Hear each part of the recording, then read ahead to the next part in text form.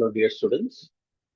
So today we'll discuss about technical analysis in investments.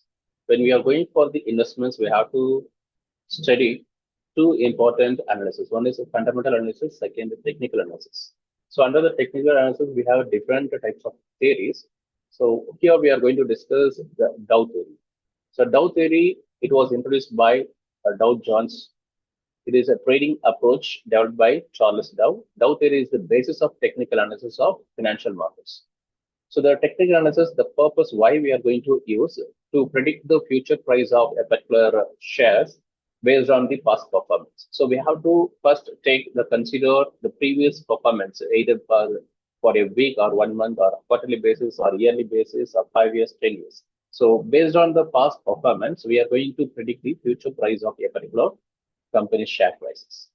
So Dow theory is the basis of technical analysis of financial market. The basic idea of Dow theory is that market price action reflects all available information and the market price movement is comprised of three main trends. So Dow theory stresses on the importance of the closing price as a good indicator of the general sentiment of the market. So this is because throughout any trading day, trades can happen all over the place.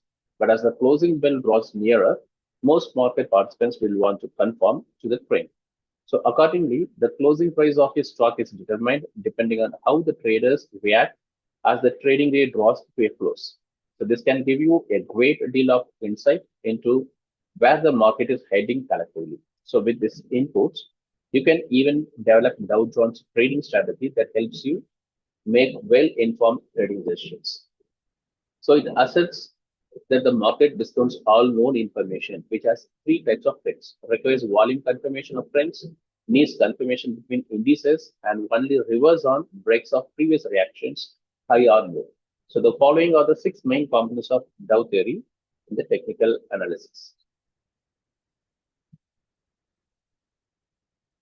So these are the basic tenets of Dow theory. First, the average discounts everything. It means that all information, including fundamental and technical analysis, is already reflected in the price of a stock. So all the informations will be discounted in the market.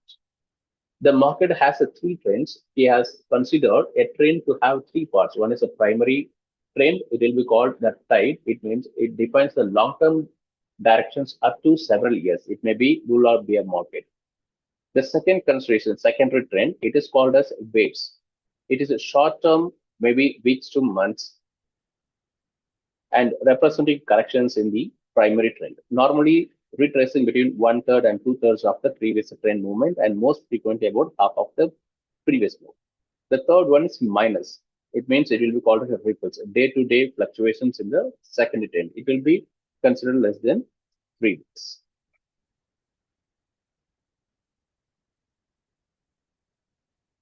The next one, major trends have three phases.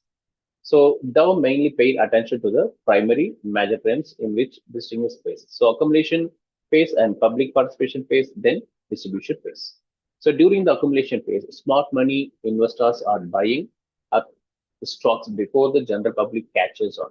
So initial stages, the smart money investors, they will be entered to buy the stocks before the public, they will enter to the purchase.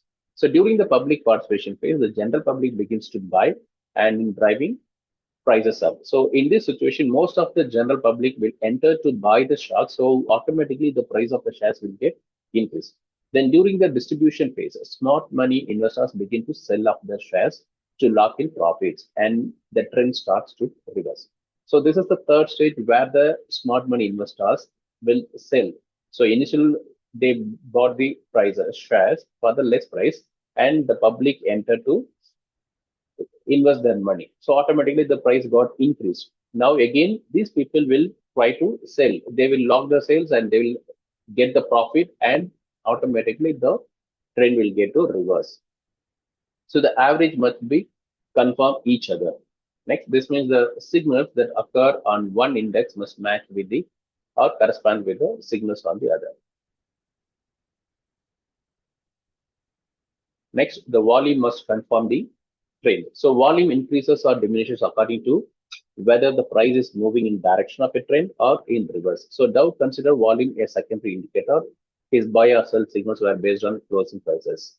So the volume, when it is increasing, that trend line also will be uptrend. When the volume is decreased, the trend line also will be in the downtrend. So based on these two comparison, easily we can able to identify and take the decision whether we can go for buy or sell. Then a trend is assumed to be continuous until definite signals of its reversal. The overall technical approach is market analysis is based upon the idea that trends continue in motion until there is an external force causing change its direction. So just like any other physical objects, and of course, there are reversal signals to be looking for. So here's example easily can able to understand the three different phases. So accumulation phase, the investors initially they will start to invest, and then second phase public participants will be more and the price will get increased. Then third excess phase, again the during the accumulation phase, whoever the investor they started to invest, now they will close the sales here and they will try to generate the profit.